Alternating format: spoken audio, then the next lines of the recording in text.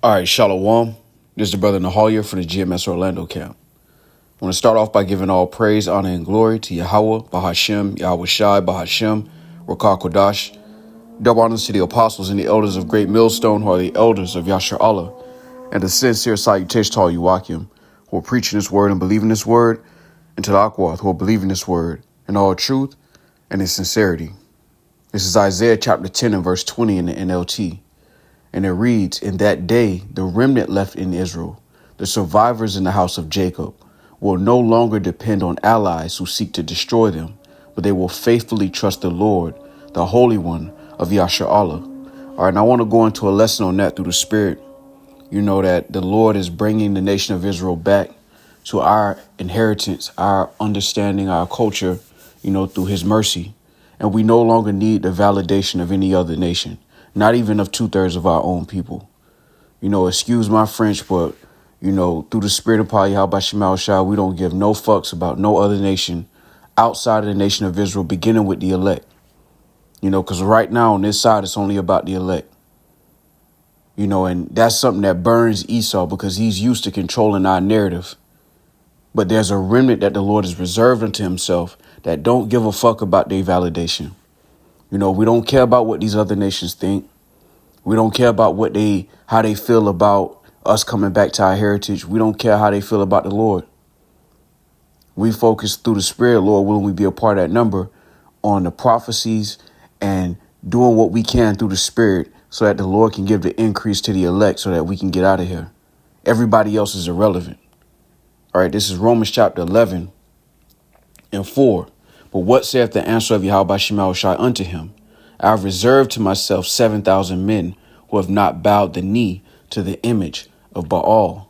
All right. And that remnant that are going to return to the Lord are going to return to the Lord on faith. As the scriptures say, the just live by faith. And Esau, Edom, the so-called white man, is so accustomed to controlling our people's narrative, or our people looking to him to validate or co-sign what we believe to be true.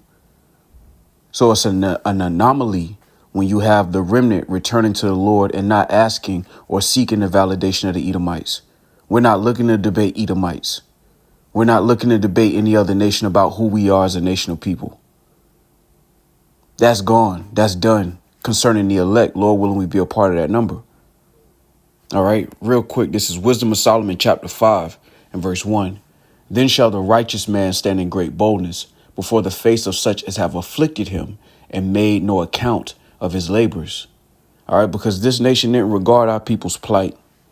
What Negroes, Latinos, and Native Americans have went through, not just in this captivity, but past captivities.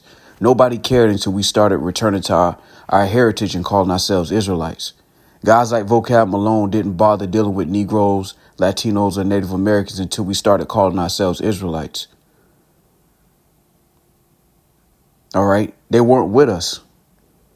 When we was going in and out of these captivities as a nation of people, who was crying for us? Who was helping us?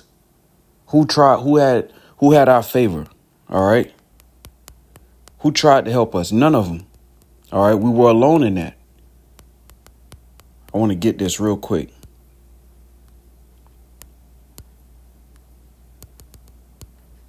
This is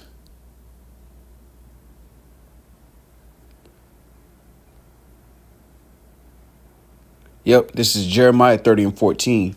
"All thy lovers have forgotten thee. They seek thee not. For I have wounded thee with the wound of an enemy, with the chastisement of a cruel one, for the multitude of thine iniquities, because thy sins were increased." Yeah, these nations weren't with us when we were walking around, and we still walk around to this day with that stigma of being Negroes, Latinos, and Native Americans. All the proverbs and bywords, all the stereotypes that come with that. Being the tail and not the head. We ain't have no friends. To this day, as a nation of people, we don't have any friends. So why would we care about what they think? They didn't care until we started calling ourselves Israelites. And the only time they come to Jake is when they can try to use them or abuse our people or exploit our people. But the Lord reserved unto himself a remnant. And to Wadi Bashemal Shah for giving us a remnant of our nation that will not bend the knee to this. All right, this is Isaiah 1. I'm going to jump down to verse 9. Except the Lord of hosts had left unto us a very small remnant, we should have been as Sodom, and we should have been like unto Gomorrah.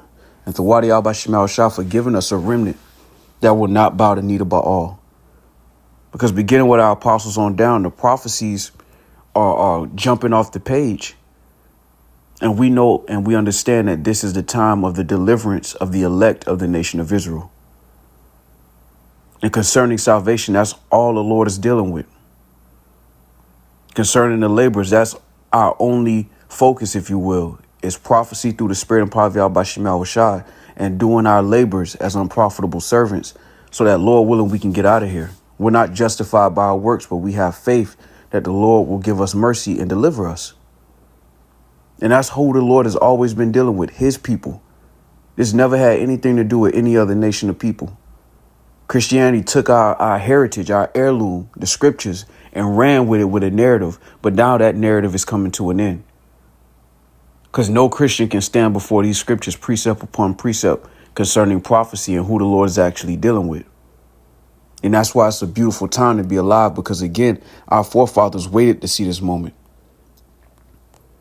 You know, our forefathers died in past lifetimes waiting to see the end of this, the conclusion of the matter. You know, and I was just thinking about the heaviness of really sitting back and really meditating on this being the last captivity, the last one for our family. You know, 2/3 have to learn this through death by pain, but they'll be back.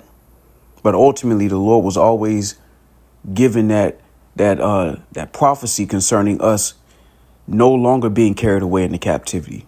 That's why this is the good news for the Israelites. All right, this is 2 Esdras chapter 6 and verse 27. For evil shall be put out, and deceit shall be quenched. As for faith, it shall flourish. Corruption shall be overcome, and the truth which hath been so long without fruit shall be declared. And a huge part of that truth is who the Israelites actually are in the earth. And Christians can't answer that question. This is how we know the Lord ain't dealing with them. But concerning those who have this knowledge, wisdom, and understanding, as our apostles said often, it's all about the elect. It's not about the whole nation of Israel on this side. It's only about the elect. The rest of the family will come back in their right mind after learning this through death by pain. But we're only concerned, Lord willing, we're a part of that number with the service of Yahweh Shemal Shai in truth and in sincerity. We don't care about the opinions and the validation of these other nations. All right. Those are allies who seek to destroy us, so-called allies. You see how they parade our people and use our people like a pawn in their games. Well, the Lord reserved unto himself a remnant, and the remnant not going. Lord willing, we be a part of that number. They simply not going, and the Lord put that in their spirit to get the victory. And this is why the elect are going to be greatly commended in the kingdom of heaven, because they stood stiffly, and through that sacrifice, through Yahweh Shai, the rest of the nation is going to achieve that inheritance that was promised to our forefather Abraham, Isaac, and Jacob. That's the conclusion of the matter. All right, this is John 4 and 22. You know what? I'll start at 21. Yahweh Shai saith unto her, Woman, believe me, the hour cometh, when ye shall neither in this mountain nor yet at Jerusalem worship the Father. Ye worship ye know not what. We know what we worship, for salvation is of the Jews. And when you understand precept upon precept, the Lord has always been dealing with his people. Why is it that no other nation on the earth have went into these captivities with the nation of Israel? The Babylonian captivity, the Assyrian captivity, the Persian Medial Empire, that captivity, the Greek captivity, the Roman captivity, and now the revived Roman Empire. The other nations didn't have to go through that. They didn't have to bleed for that. They didn't have to go through nothing. And now you have Christians saying that any nation can just call themselves an Israelite, a spiritual Israelite, and now achieve the blessing that the nation of Israel have went into multiple captivities behind. Let's go here. It's Ecclesiastes chapter 17 and verse 17. For in the division of the nations of the whole earth, he set a ruler over every people, but Israel is the Lord's portion, whom, being his firstborn, he nourisheth with discipline, and giving him the light of his love, doth not forsake him. And we know according to the law, the firstborn gets the greater portion. All right. Amongst the nations of Israel, amongst the nations on the earth, the nation of Israel is the firstborn. All right. This is Exodus 4:22. And thou shalt say unto Pharaoh, thus saith the Lord, Israel is my son, even my firstborn. And I say unto thee, let my son go, that he may serve me. And if thou refuse to let him go, behold, I will slay thy son, even thy firstborn. Because when the Lord killed all the firstborn of the Egyptians, he was making a statement that if you don't want to let my firstborn go, which is the nation of Israel as a whole, then I'm going to kill every firstborn, beast and cattle of you Egyptians. You know, that's a little known fact that escapes most people, but that's why the Lord killed the firstborn of the Egyptians, because the Pharaoh held the Lord's firstborn, which is the nation of Israel. And that hasn't changed. Nothing has changed about who the Lord is dealing with. And that's why we understand through the Spirit that those who come back to this knowledge, wisdom, and understanding, no matter what they look like according to the appearance, they're Israelites if they come back to this gospel. Anybody can accept the gospel of Christianity because it's generic, it's universal, and it doesn't require anything. And it's not biblical, most importantly. It's not biblical. The Lord never changed his mind concerning who he's dealing with, concerning the nations on earth. All right, this is Malachi 3:6. For I am the Lord, I change not. Therefore, ye sons of Jacob are not consumed. So you notice how the Lord said he changes not. Therefore, the sons of Jacob are not consumed. Because if the Lord did change his mind, the nation of Israel wouldn't have a chance. We were going in and out of captivity. And the importance of Yahweh Shai, whom the world ignorantly calls Jesus, is he ends the cycle of the nation of Israel going in and out of captivities. Because through him, the elect are sealed. And through the elect, the rest of the nation is going to receive that inheritance. Because we have to remember the inheritance was given to our forefather Abraham before we went off concerning the laws. Before we went off, the Lord gave our forefather Abraham a promise, and it didn't come with conditions. The Lord didn't say, matter of fact, let's get the blessing. The Lord didn't give him that blessing based on conditions. All right, this is Genesis chapter. I want to go to chapter 15.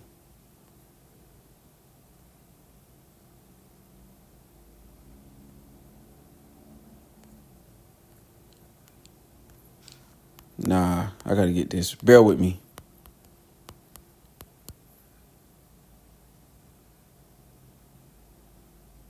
This says Genesis chapter 15 and verse 4. And behold, the word of the Lord came unto him, saying, This shall not be thine heir, but he that shall come forth out of thine own bowels shall be thine heir.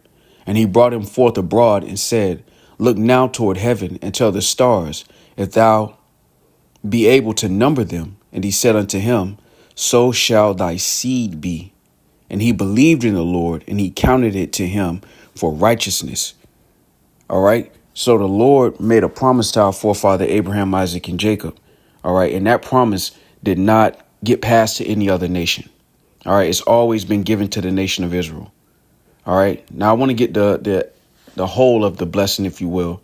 All right. This is Genesis 12:1. Now the Lord has said unto Abram, Get thee out of thy country and from thy kindred and from thy father's house unto a land that I will show thee. And I will make of thee a great nation, and I will bless thee and make thy name great, and thou shalt be a blessing. And I will bless them that bless thee, and curse him that curseth thee. And in thee shall all families of the earth be blessed. All right, this is a promise. And it was made to our forefather, and it wasn't based on conditions. All right, we went off and we broke the law, and that's why the Lord said, I will correct thee in measure. But even 2/3 of our people are inheritors, if you will, or heirs to that promise. They have to learn this lesson through death by pain on this side because they refuse to return, but they are still the seed of Abraham. All right, let's go here. This is Galatians chapter 3. And I want to jump down to 17. And this I say, that the covenant that was confirmed before of Yahweh in Hamashiach, the law which was 430 years after, cannot disannul that it should make the promise of none effect. For if the inheritance be of the law, it is no more of promise, but Yahweh Bashmel Shai gave it to Abraham by promise.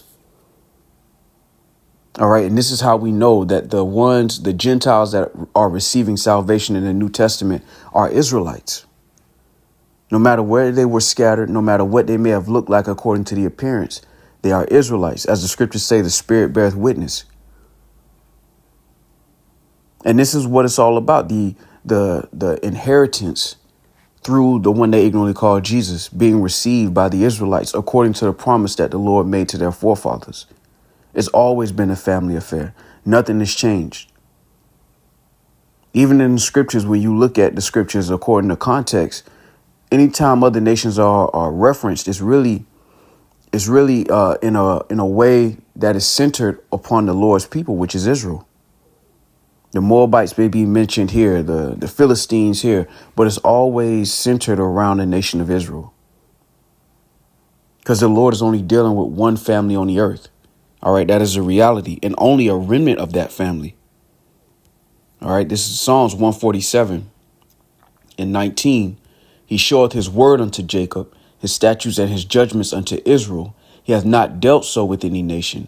And as for his judgments, they have not known them. Praise ye the Lord. And it makes me think about all the captivities the nation of Israel we have went through since we left Egypt. No other nation was around for that. No other nation had to go and bear the indignation of the Lord. They didn't have to be subject to reproach.